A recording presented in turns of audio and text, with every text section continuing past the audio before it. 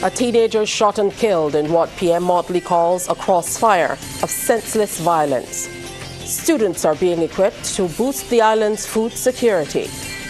Government is putting measures in place to ensure the elderly are taken care of. And in sports, a 10-year-old record tumbles on day one of the BSSAC Finals.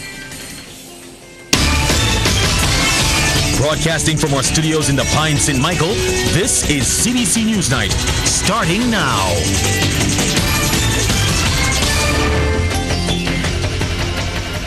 Good evening to you and welcome. We start on a sad note this evening. Barbadians awoke to the shattering news that 13-year-old student Jonathan Chase is the island's latest shooting victim. The tragedy has sent the teenager's relatives, the Silver Hill community, and the staff and students at the Lodge School into a state of shock and sadness. Anesta Henry has more on this very tragic story.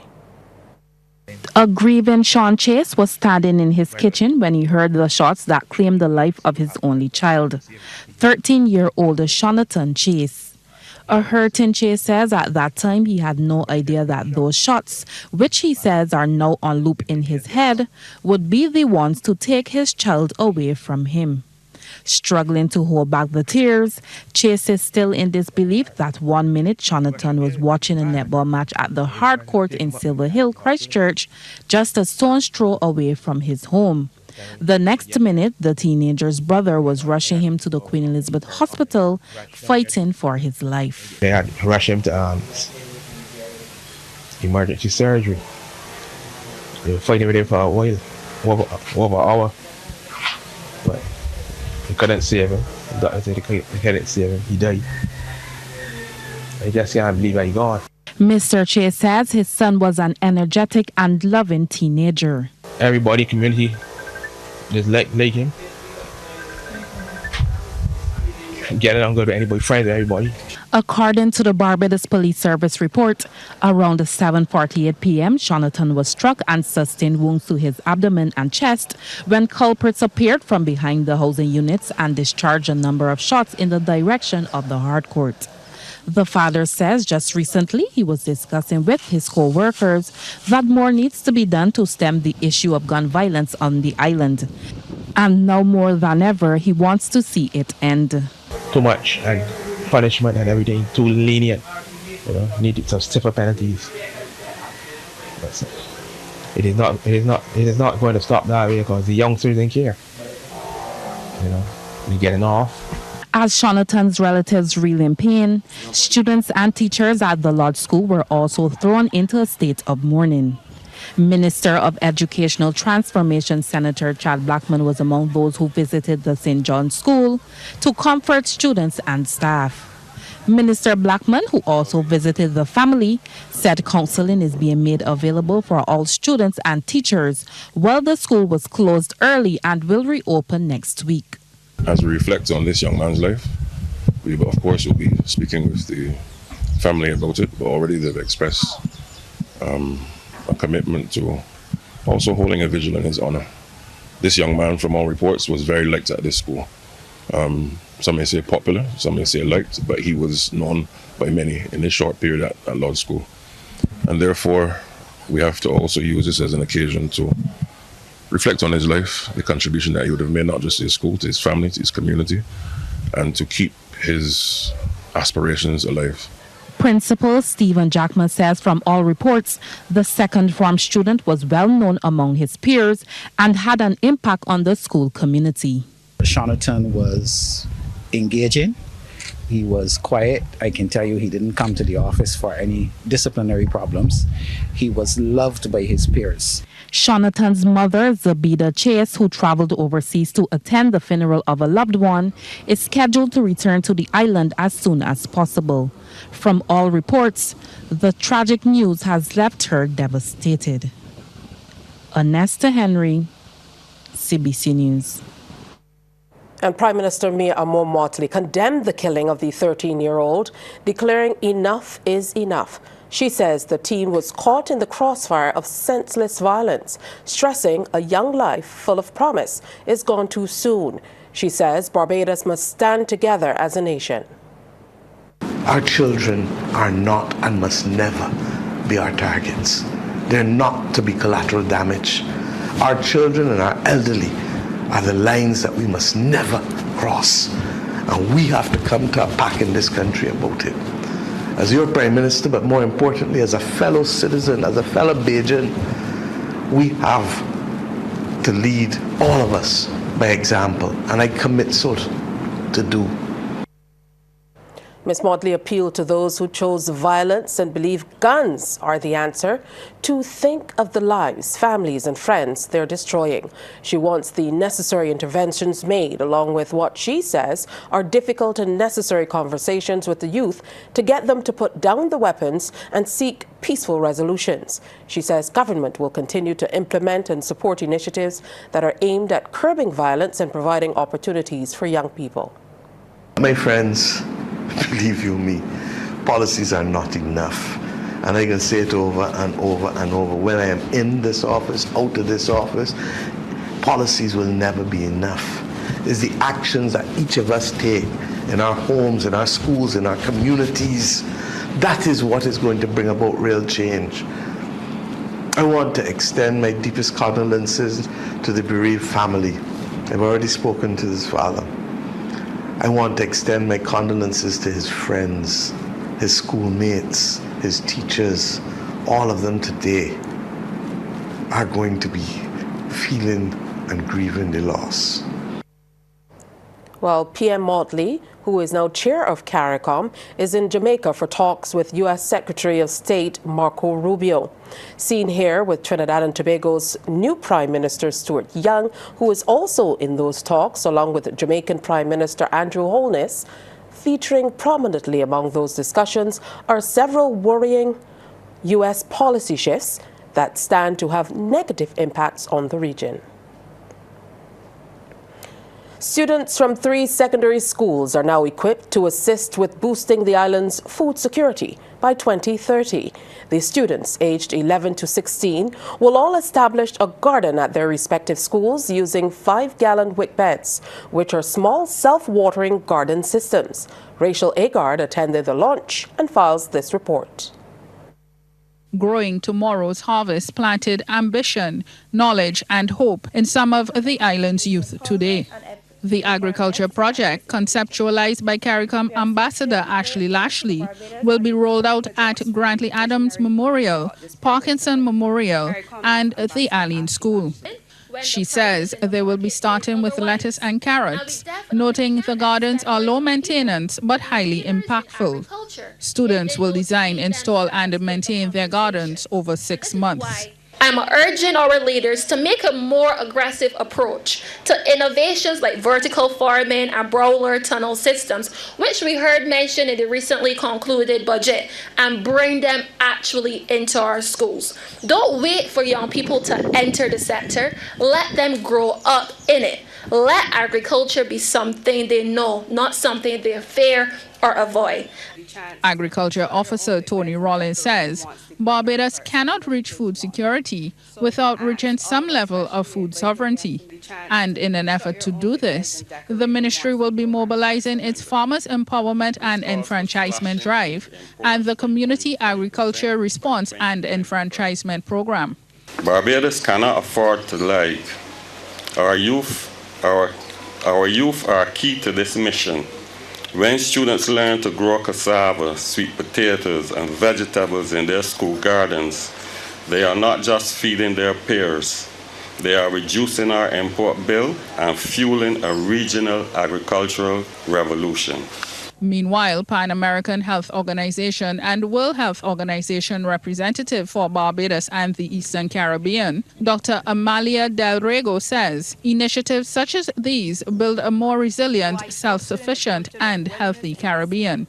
This initiative also aligns seamlessly with the ongoing efforts of the Ministry of Health and PAHO to combat childhood obesity and improve school nutrition and physical activity, such as the Barbados School Nutrition Policy that promotes healthier meals and environments, and the Creative Play initiative that promotes physical activity among primary school children in a fun and creative way.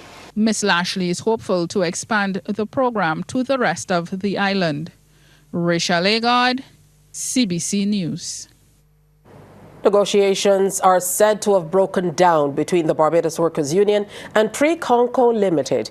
BWU's Deputy General Secretary Dwayne Paul tells CBC while the parties met today, it was halted prematurely after reports surfaced of 2 employees being sent off the job without documentation. Mr. Paul says they are now awaiting further instructions on the matter. Meanwhile, Pre-Conco General Manager Joshua Reed says they remain shocked and dismayed at recent allegations against the company. He says the allegations are misleading and deeply damaging to the reputation of the business, employees and stakeholders. Yesterday, 40 workers downed tools before midday, citing employee mistreatment, improper working equipment and facilities, mismanagement of personal protective equipment, low wages, and job misclassification. Well, coming up, we'll tell you about measures being put in place to ensure the elderly are taken care of.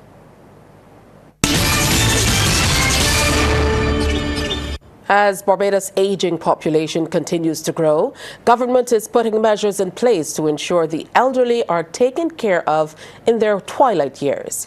To assist in this effort, the Ministry of People Empowerment and Elder Affairs, in partnership with the Samuel Jackman Prescott Institute of Technology, is introducing a certificate course in communities throughout the island on caring for the older adult. Permanent Secretary in the Ministry of People Empowerment and Elder Affairs, J. Hugh Wilcher, says the training is coming at a critical time when 20% of the population is over age 60. This figure is projected to rise in excess of 50% by 2050. Mr. Wilcher was speaking at the launch of the training program. We are sitting on a ticking time bomb, and if we do not make the effort now to put systems in place to ensure that we tackle this issue in a very focused manner, we are going to be faced with some serious issues in this country. And that is what you would have heard in the budget. The Ministry of Finance speak about establishing residential and daycare facilities for the elderly throughout the country. We want to establish such facilities in every parish. We're going to start, incidentally, in the parish in which I live, St. Philip, with establishing those facilities, daycare facilities and residential facilities at the former Sterling Children's Home, and then we are going to expand further through the entire island. Well, the inaugural 14-week course will be held at the Lester Vaughan School on Tuesdays and Thursdays between 5 and 7:30 p.m. Classes started on March 25th. It will cater to residents of St. Thomas, St. Andrews, St. Joseph, and parts of St. Michael. SJPI's acting principal, Brenda Osborne, is encouraging participants to utilize the training. Some of you may have been out of the classroom for some time and may find the return to education daunting. Do not be discouraged. Some days you might find reasons not to attend, but I encourage you to attend classes regularly on Tuesdays and Thursdays with great enthusiasm and participation. This 14 weeks course is being offered to you free of charge. The Clarkson Foundation continues to improve the lives of those within the St. James North constituency.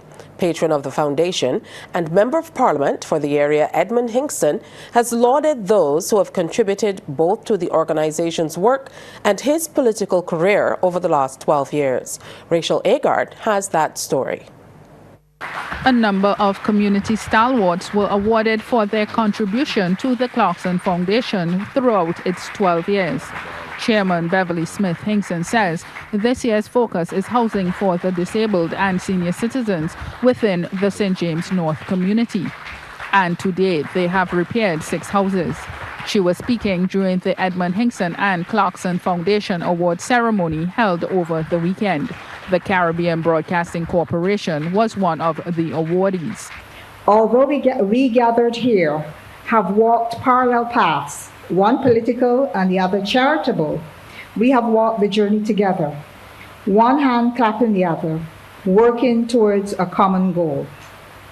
The Foundation wishes to thank our patron, Honorable Edmund Hinkson, for working with us to identify worthwhile projects in keeping with the Foundation's mandate.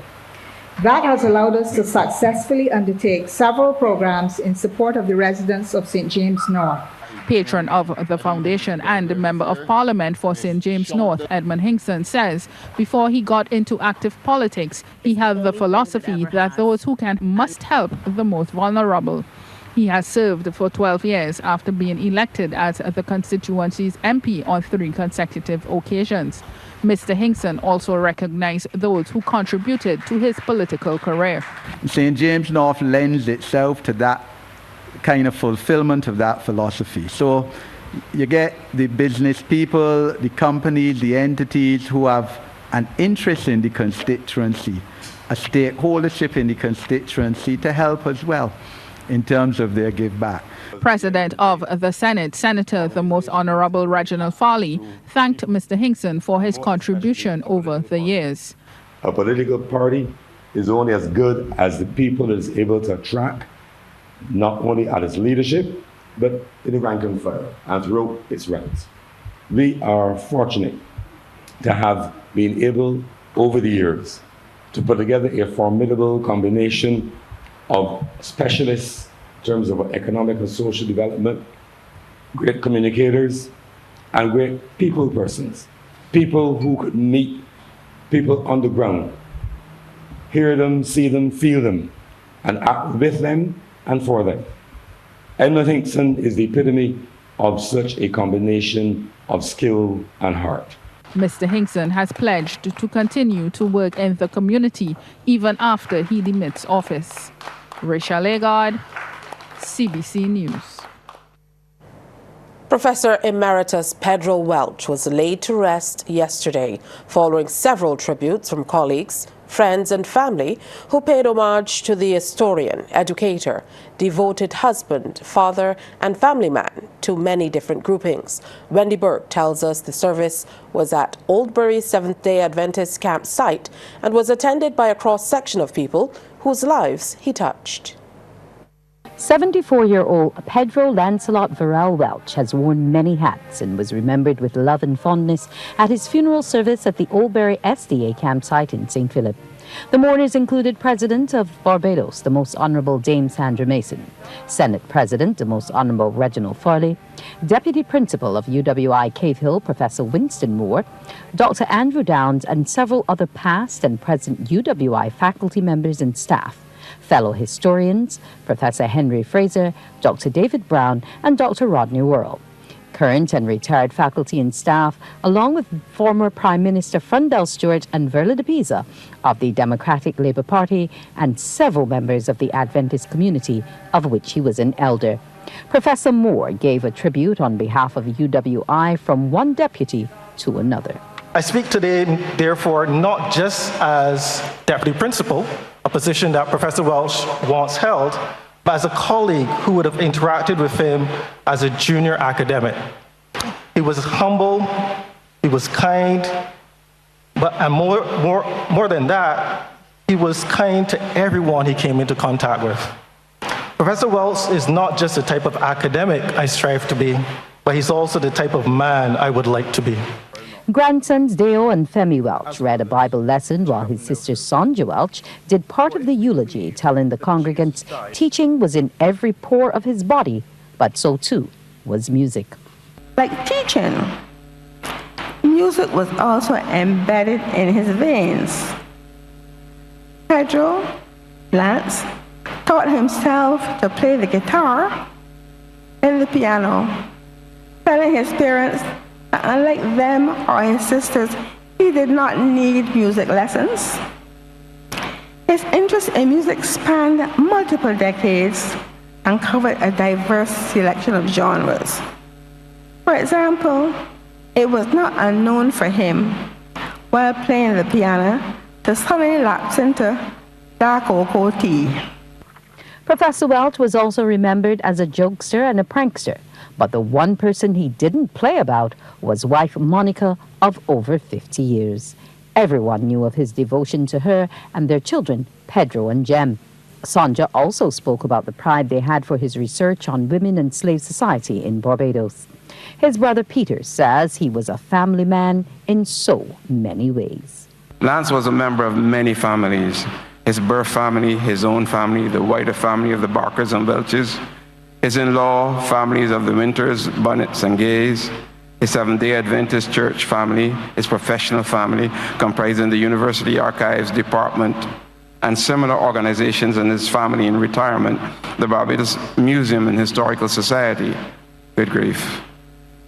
He was the recognized chronicler and griot of the Barker and Welch family, and a devoted genealogist to many in Barbados and abroad.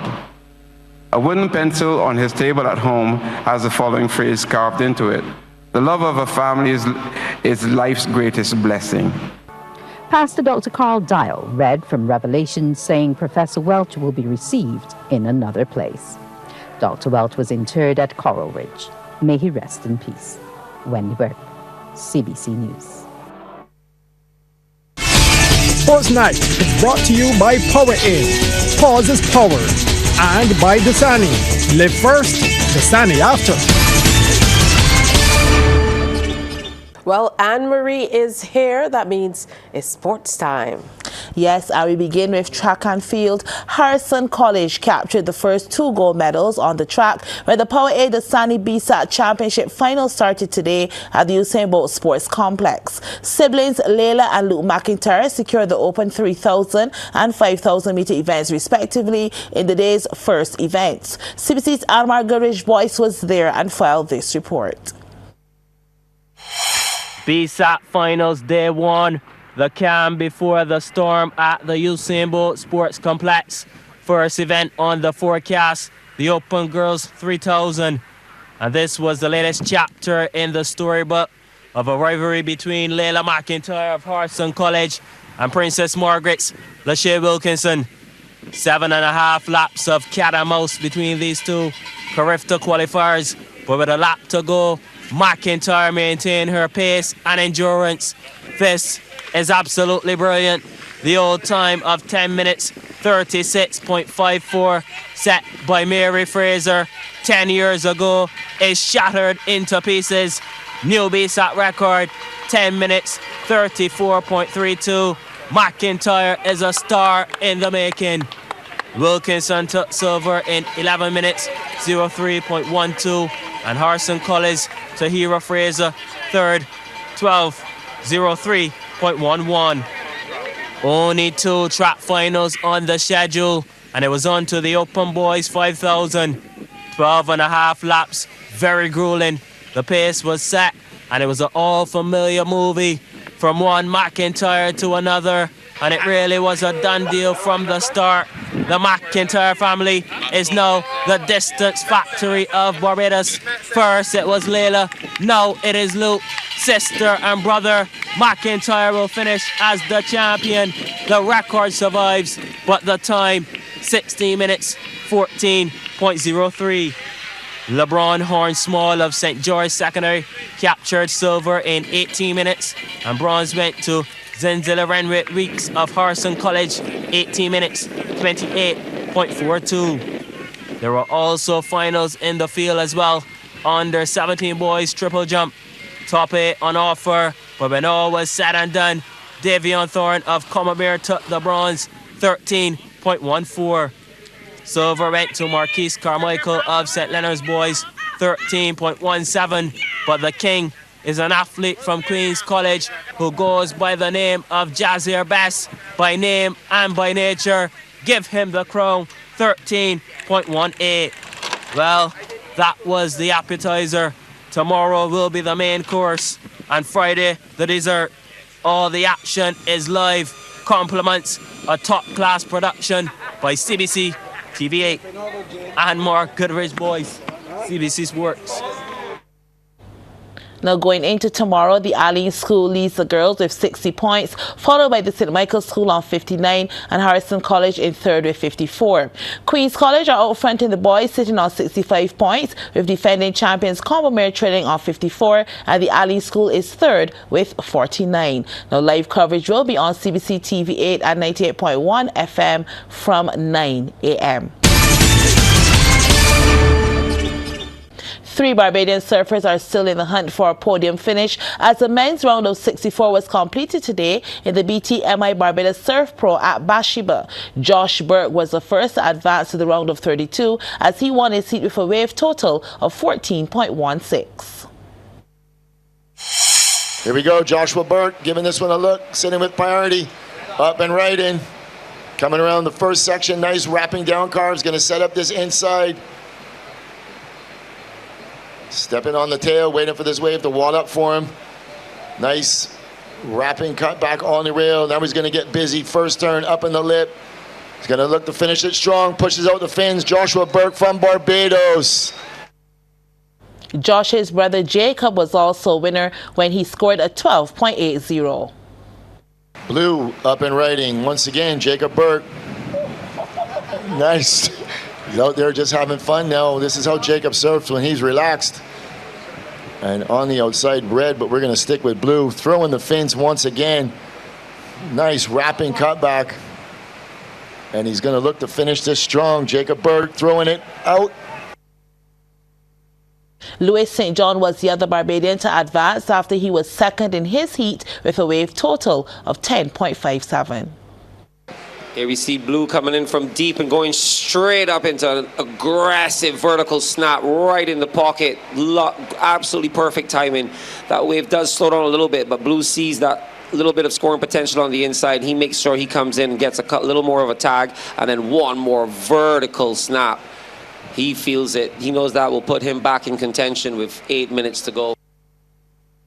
The other 2 Barbadians competing today, Tomoso Layson and Caleb Rapson, were eliminated. Meanwhile, tomorrow the ladies will hit the water for the round of 32 with Chelsea Roy in Heat 1 and Chelsea Tuak in Heat 2. The opening of Pavilion Grandstand at the historic Garrison Savannah is being viewed as a development for the future. That's according to Chief Financial Officer of the Barbados Turf Club, Kyle Edwards. The facility will be officially opened on Saturday. Trevor Thorpe reports. The new facility overlooks the finish line and will bring a different air of luxury and relaxation to the well-known area. The Chief Financial Officer says it will help to maintain the buzz evident at the recently held Sandy Lane Gold Cup when the new facility had its first test run. Right now we're starting out on race days only, but Charles floated the idea of having a Sunday brunch. So we have a partnership currently with Monarch. They have various tracks like Gulfstream, Santa Anita. So he was catering to playing with the idea where on Sundays you have a brunch special and persons can come down and bet on Sundays and have a bite to eat. Creator and Managing Director of Pavilion Grandstand, Charles Edwards, says it is not for horse owners and turf fights only, but for everyone. Actually, it is open to everybody. You definitely don't need to own a horse. You don't need to be involved in horse racing at all. Actually, some of the people that have reached out for us already are just people that like to go, relax, and have a good time and socialize. Some business people like to carry out their clients, relax in the environment, and not necessarily discuss business, but just spend time together.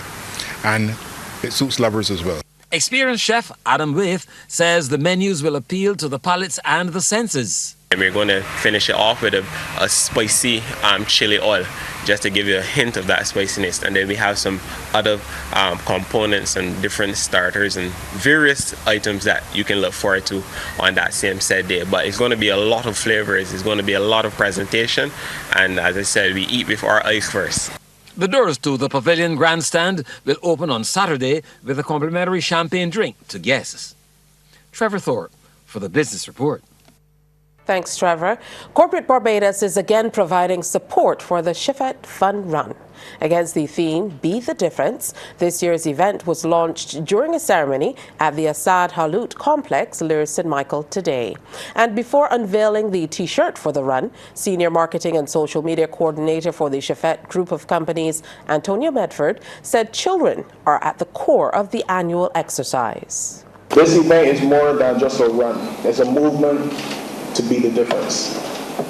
In the lives of the children across Barbados, continuing the beautiful legacy of Dame Olga Loeb Seal, our beloved Auntie Olga. To our sponsors, your unwavering support is the backbone of this initiative. From Sandy Lane Charitable Trust to CIBC, Hilton Barbados, Ocado Barbados, Frosty's Chef Food Distribution, and every organization included here and that are here today. Thank you. The Chefette official told the gathering, made up of sponsors and well-wishers, the resources of the event provide much-needed help for our young people. This event means a lot. It really means a lot. You know, we are 10 years in, we are continuing something that is special, you know, and to be in a space where you have people driven to support our young people, to help feed, to help clothe, to help with school. You don't find that a lot right now in the type of times that we live in, you know? Care is something that is quote-unquote going out of trend. Sports Night is brought to you by Power Inn. Pause is power. And by Dasani. Live first, Dasani after. Anne-Marie Comer-Burke is back. Second half of sports. I'll address that at the end. But improved training drills and building a competitive spirit are among several key areas being reinforced at the Shot for Life basketball tournament being held at the YMCA. Several girls and boys from schools across the island took part in the start of the second edition of the tournament for the year. Participants were placed into 6 teams which focus on under-17 age group. The round-robin phase is over if the winning teams advance into the semi-finals. The finals are set for Saturday, April the 12th. Project coordinator of the Shot for Life program, Dean Squares, says they were aiming for around 50 persons, but the response has been amazing, so they were forced to increase the numbers to 74. When you look at it, too much negative happening among our youth. And when I look at it, sports is definitely not even just an option, but it must be part of every youngster life. When we started out just focusing on males, on boys, but we realized even the girls as well. What we wanted to do is basically combat what we call concerns and issues at a national level. So it started out with things like bullying, and then the non-communicable diseases, and that's where it started. But then after that, it started getting into some heavy violence and even the gun violence, and we believe that this initiative really helps, and that's why we had the name Shoot for Life. Diana Dye Clark of the Equestrian Association has joined the elite list of outstanding sports swimming in Barbados. She was named as the BOA's Gender Equality Commission Esther Maynard Icon Awardee for 2025. Clark, who is now the 6th recipient of the award, was among 3 impressive nominees, the others being Cheryl Ladyford of aquatics and Monica Cumberbatch of hockey.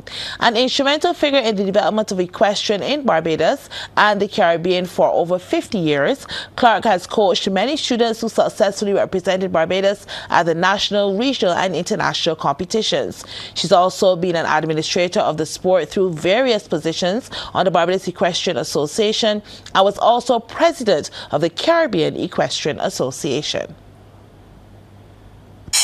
Well, it was an honor just to be nominated. Sorry, I'm going to get a bit emotional. But Esther, like Andrea, was a hero to me. I remember her selling fish cakes. Anything to raise money for the Athletic Association. Fish cakes, soil mix. I mean, certainly I looked up to you from years and years ago just through that. So this means a lot. Thank you. Chairperson of the Gender Equality Commission, Marcia Boy, says the focus remains on the remarkable women of sports in Barbados who've inspired, challenged and made history on and off the field. The Esther Maynard Icon Award, now in its 6th iteration, has so far highlighted Barbadian female sports administrators' talent, passion and fierce determination. Yet again, the importance of this honor is underscored by the fact that we have since lost two of our icons, Sonia O'Neill and Andrea Nichols. We must therefore continue to recognize the outstanding achievements of all of our stalwarts while they are still with us, for them to know just how much we truly value their contributions. President of the Barbados Olympic Association, Sandra Osborne, says the award has been a benchmark by which they judge all nominees. We aptly describe the award as iconic, as it represents all that Esther stands for. It is about using sport as a platform and enabler to positively impact many lives, often many girls, in lasting and life-changing ways, whether as a coach, a teacher, a sport administrator, a mother figure, or otherwise. These roles all have a common theme. They speak to the nurturing of the next generation. The previous 5 awardees were Esther Maynard in athletics, Kathy Harper Hall in netball, the late Sonia O'Neill in aquatics, June Rudder in athletics, and the late Andrea Nichols in hockey. And Tisha, that's it for sports. Back over to you. And that's news. Thanks for viewing. Do enjoy the rest of your evening.